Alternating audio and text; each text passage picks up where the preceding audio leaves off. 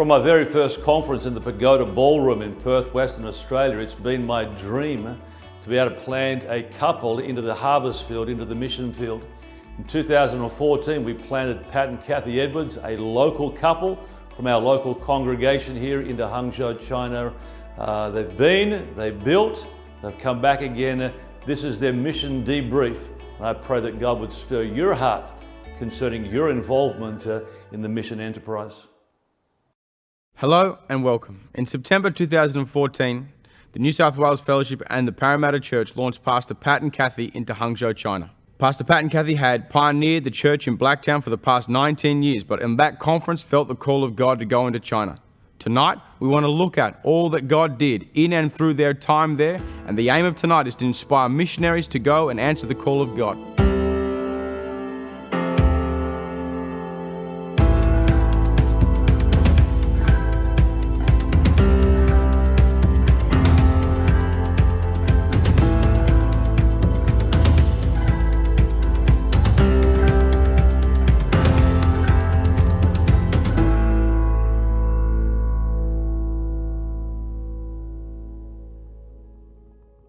Welcome, Pastor Pat and Kathy. So, take us back to September 2014 and how the call to China happened. Conference was beginning there in Blacktown, and I was trying to organise a time to have a coffee with Pastor Pete Staples, and we were just shooting the breeze, and he started to speculate about what might transpire at conference, and jokingly he said, you know, you're going to go overseas. I'm like, no chance. There's no chance that will happen.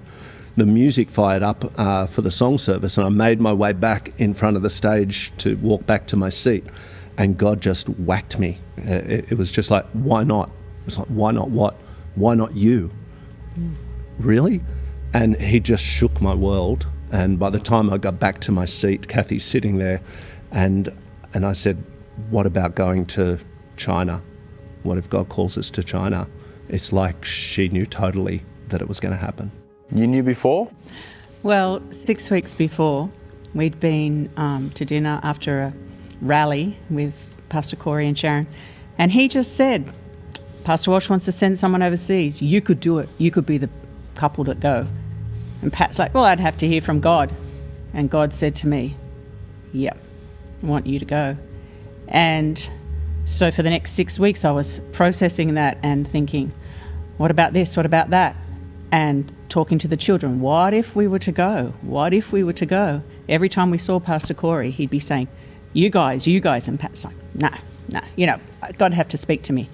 But so many little things were happening along that time. And even my time at home, I was feeling very comfortable. But I said, God, I don't want to be comfortable. I want to do what you want me to do. And so all these things were happening. And then, so by that night, I knew we were going to go. And it was like I was the last one to know. She had 6 weeks to process it. I had 6 minutes at the beginning of the conference, and but God struck me, and I just knew I had to speak to Pastor Walsh and nail that down before I, talked my way out of it. And there was all the questions about what if, what about this, what about the house, what about this, what about the car, what are you going to do, what about the kids, their schooling, and all of those things. And my mind was just racing with that activity, and God was just smacking down all of those questions with satisfying answers. And so by the time it was done, it was like, I know what to do. And they were the same questions that I'd asked God weeks before. So once you made that choice, that God had spoken to you and the call was real, what happened then? Well, that was on the Monday night of the conference, and I dealt with God at the altar call. I said, God, if you want me to go, then you need to cement this in. And God recreated what had happened 20 odd years before when we were launched into Blacktown, and I was just in awe. I spoke to Pastor Walsh the next day, and there was agreement there, and then we were going to be announced out on Thursday night. And once that issue was settled and the decision was made, it just becomes the most exciting thing. And you have a peace, but it's a buzz. It's like, we're going to pack up our house, we're going to do something new. And you just have that direction, and it's set. Peace gets in your heart, and very exciting. So by January 2015, you're on your way to China and you took your youngest daughter Louise with you, but you had to leave behind your 3 older children. How did you process this? Look, that's obviously a very difficult thing. For me, I had a house full of clutter and I'm packing up the stuff last minute. You know, it should have been done weeks before, but I'm stressing. And I didn't really spend that time just with family. But that was like the most worrying thing to me, was leaving the family. But I knew it. We'd always raised our children to know we could go anywhere at any time. You know, so deep down, I knew that was all going to be okay. But in reality, the way it played out, I was stressed to the last minute.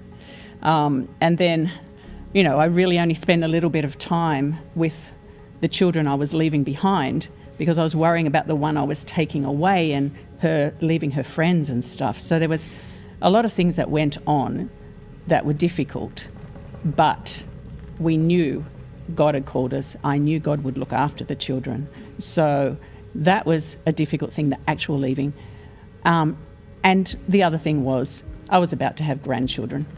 So when God spoke that first night that we would go, I just found out that Claire was going to have a baby.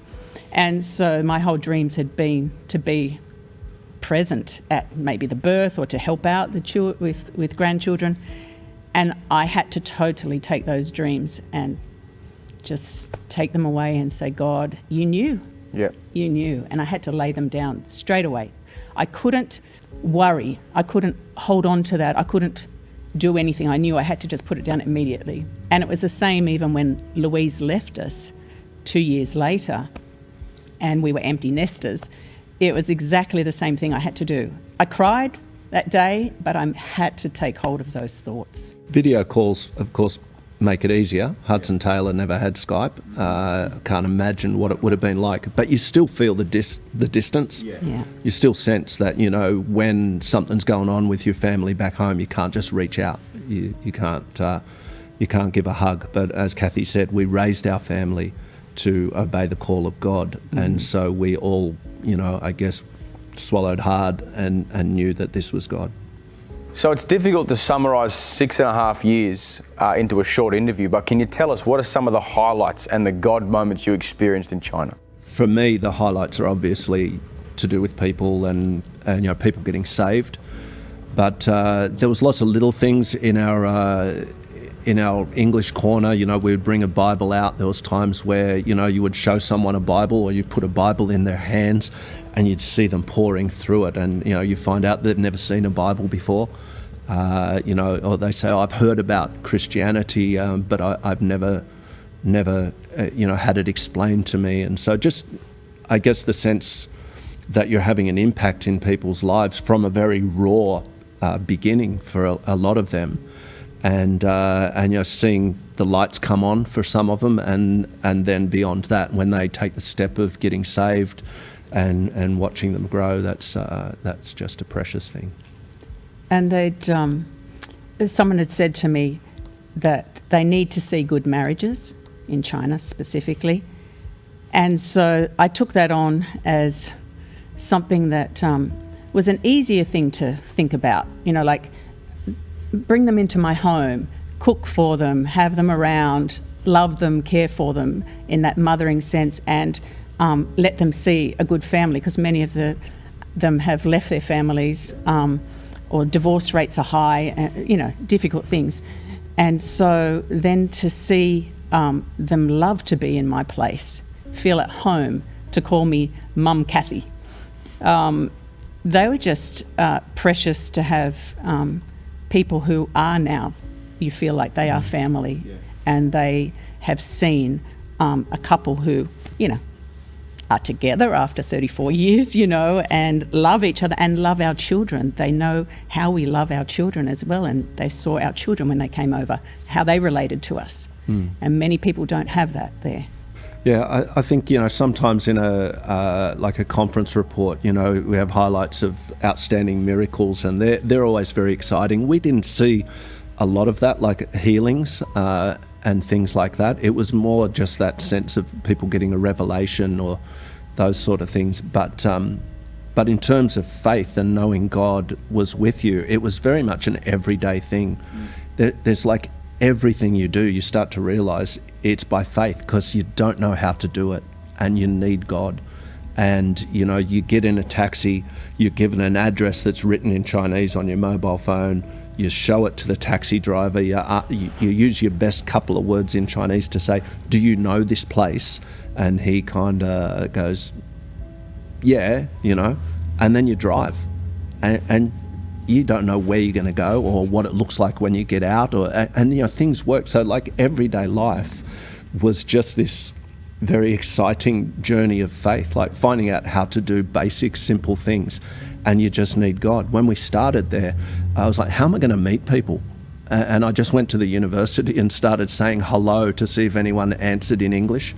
And God moves, and he brought us in contact with people that were connected with other people, and you just see God. So those kind of memories and just that living by faith it's a great... And so just on that point, how many times did you rest back on that initial call of God as you worked through culture shock moments and difficulties of setting into a nation that you're not familiar with? How many times do you go back, no, we're called, I know God wants us here, and working through those taxi rides and buying shopping and getting things? How many times do you have to go back, God wants us here? Yeah, it's like your anchor rope, you check the anchor and see that you're still tied, because there is times where, I wouldn't like you to think that we just drifted through in faith knowing that, everything will work out. Sometimes you're going nuts. You're like, how can this be? Like, what are we going to do? And you don't know, and you don't know how it's going to play out or how long this journey is going to go. Not the taxi journey, but the whole life in China.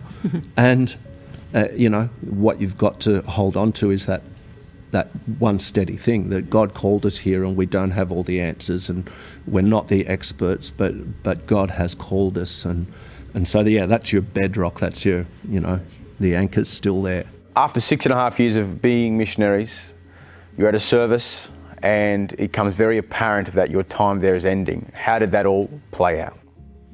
It was a Sunday afternoon service. We were just about to start. Kathy had gone downstairs and we had been locking the door because there was some security concerns. And then I was about to switch my phone to silent.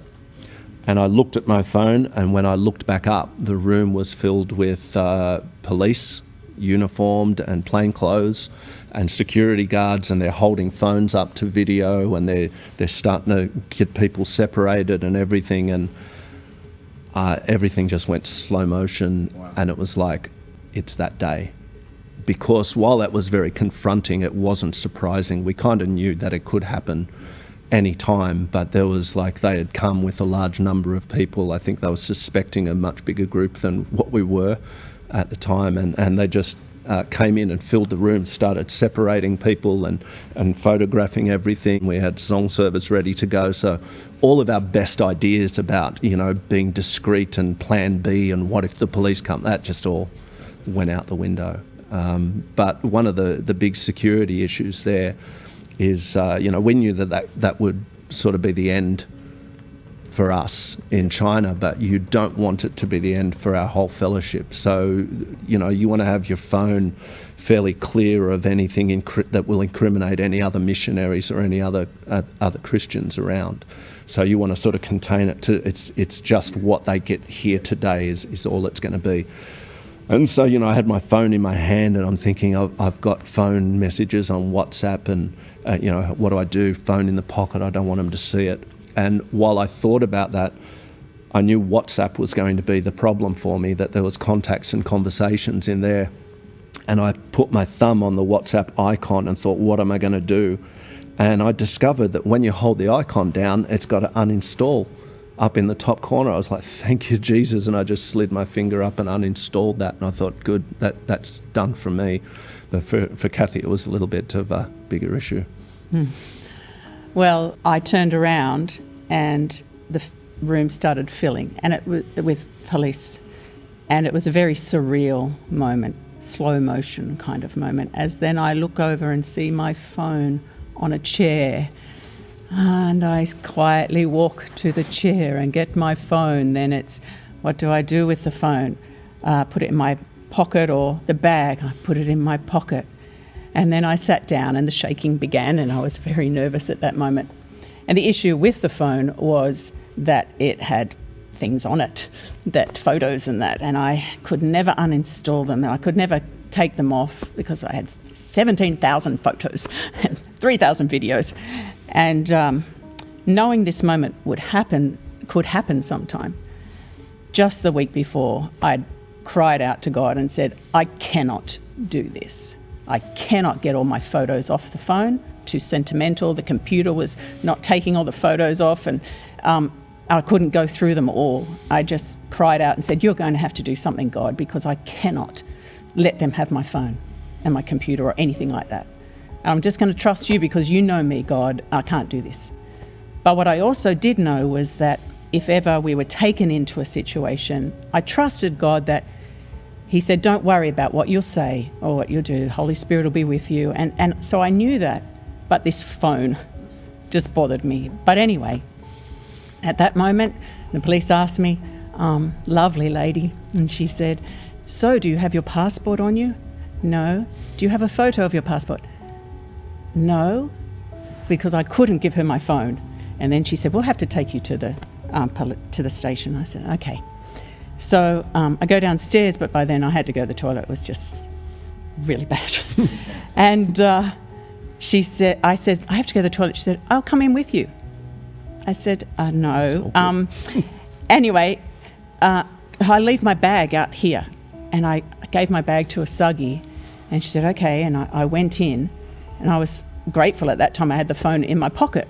But in there, I couldn't uninstall. I was shaking so much. I couldn't uninstall. I'm like, God, what do I do? Where can I put my phone? What can I do? And all I could do was write a message, police, to the kids so that someone would be praying.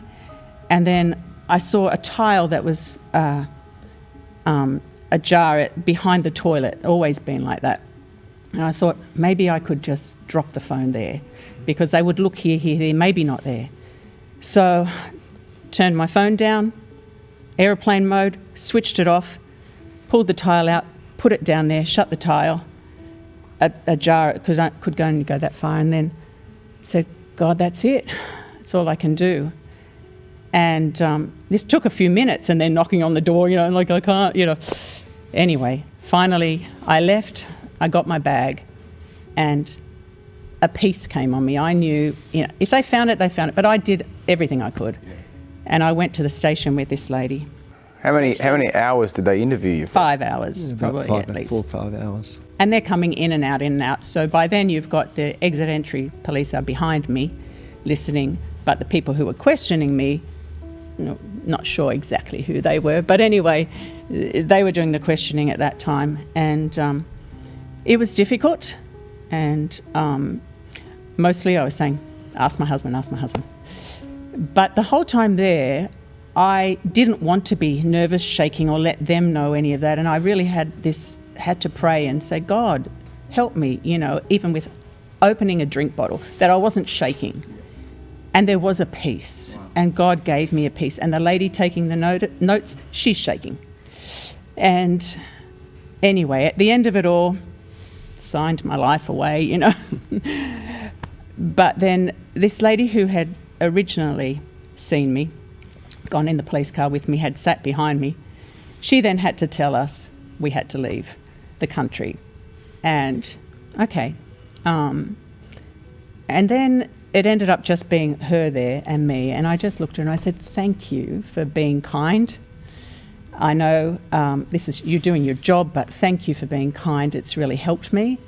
She had a lovely soft voice, and anyway, she just looked at me at that moment and said, I sat behind you the whole time, and you were different, you were calm, you had a real peace about you, an inner peace. Wow. And I don't have that. And that moment was just God there showing me, I'm with you. And I'd always known, we sacrifice for Christ. If I'd been put in prison, killed anything. That's what we gave our lives for. But we actually knew in China they really just kick you out at the moment. In the future, who knows what will happen. But at that moment, it was, God, you've been faithful the whole way, from the beginning through to this moment. You're there. You're with me. So in light of that story of God's peace in a very dark hour, Pastor Pat, how do you process the last 6.5 years, the door suddenly closing?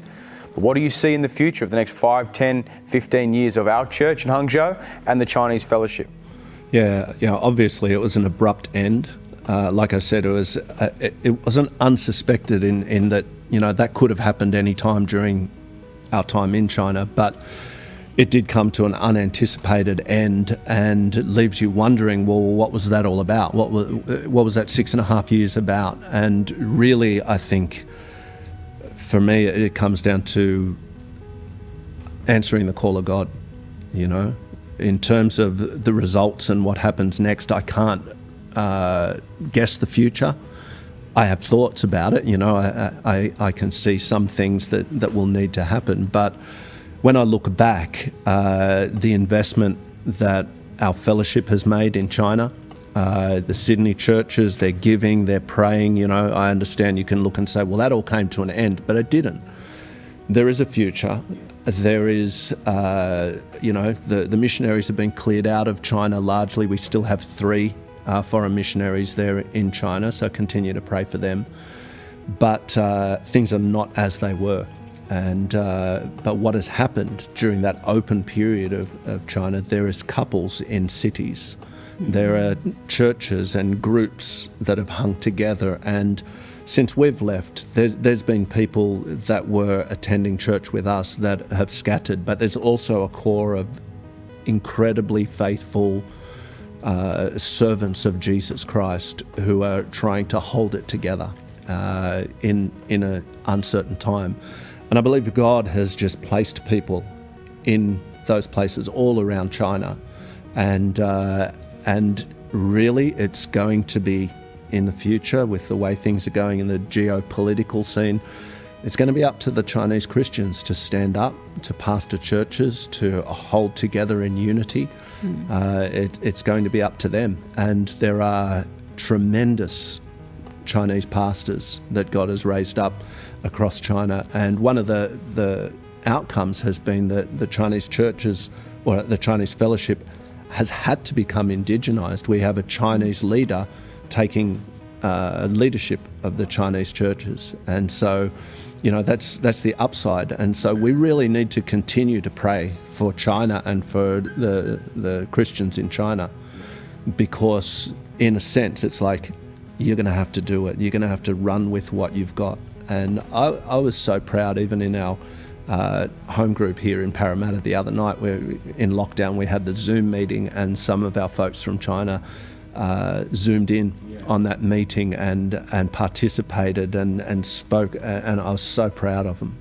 And God's good, and we just simply need to answer the call that God calls us with, and be open to do whatever it is that he asks us to do. And of course there's always questions about, well, what was that about, and was it a waste of time, or what happens in the future? That's up to God, but our fellowship in China, God's got a solid foundation, and we're going to pray and continue to believe that's going to be built upon in the future. Hello brothers and sisters, this is Liam. I became Christian on 2020, last year, April. At that time, due to the COVID time, I don't have job, I just graduate. I know God exists and I read the Bible, but when I grow up, I don't want God come to my life. I reject God. I say, don't come to my life. I want freedom. So my life is... So later I just follow my heart. I have long hair before, but later when I became Christian, I just find that God can change me. Like the Bible can totally change the people, because I experienced the thing. So later, before I smoke, once I became Christian, I stopped smoking. I don't worry about other things. So I stopped smoking, and a lot of things God, little by little, transformed me. Like my heart, and I have trust in Him more and more. Like before, we are strangers, we don't know each other. Later we can be a friend, I can trust him. I'm very grateful, I'm very thankful what God have done in my life and gave me this job. Now my work is very good, and also before I became Christian, I faced a lot of debts. So now a lot of problem fixed. And also my girlfriend became Christian, my sister became Christian, and also use God's love to influence the people around my side. Pat and Kathy now go back to Australia, and in Sydney now. We want to build God's kingdom in China, also in this city in Hangzhou. I'm going to have a short testimony of like what happened to the Church of Hangzhou, China. Our Pastor Pat.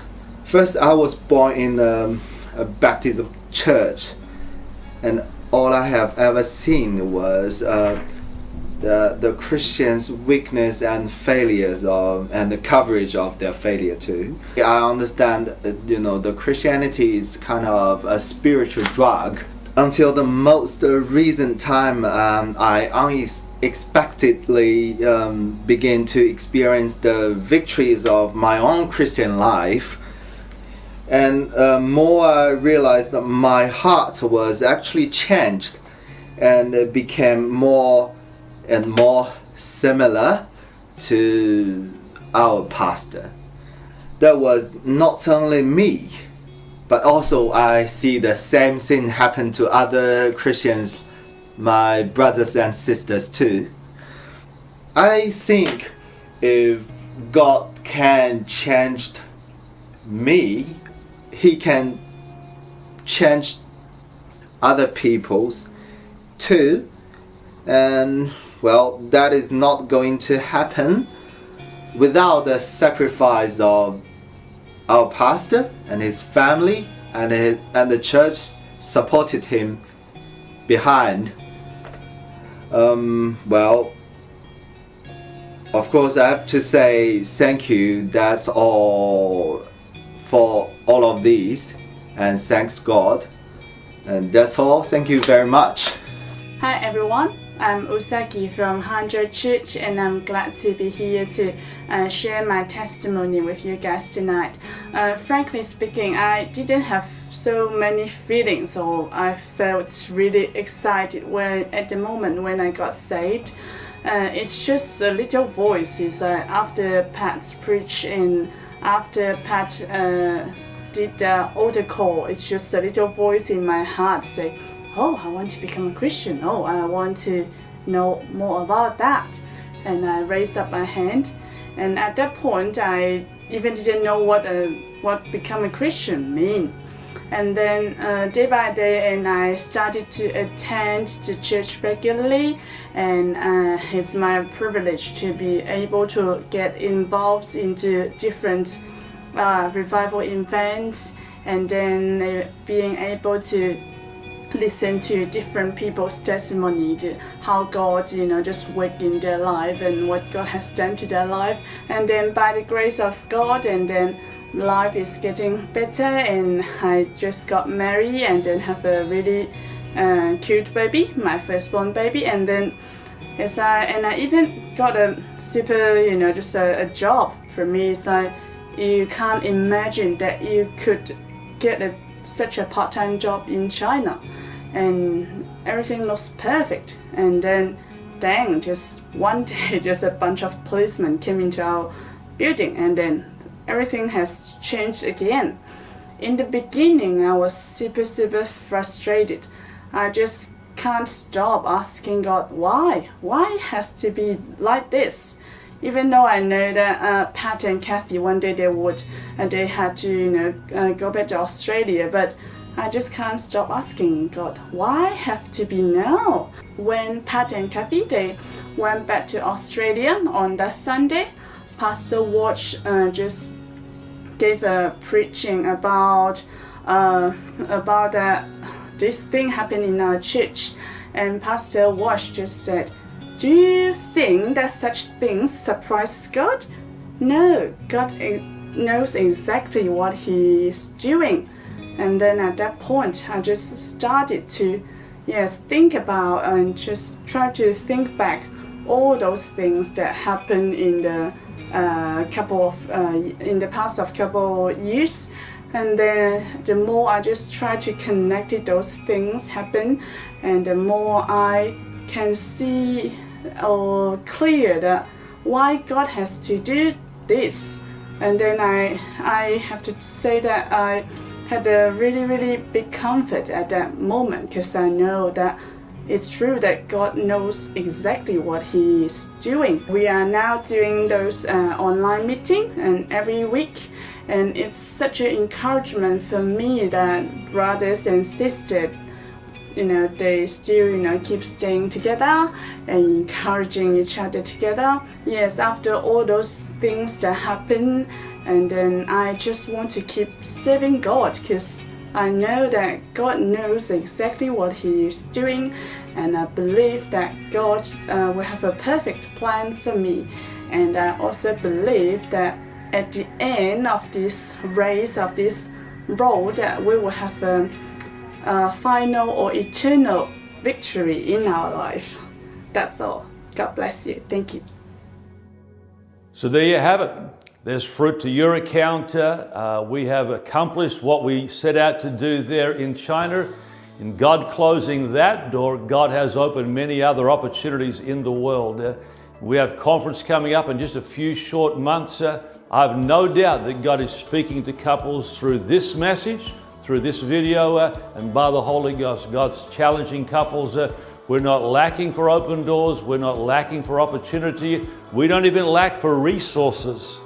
And just this one church in a third world country is just the start of many other opportunities. Let God speak to you about what He wants you to do in the months to come.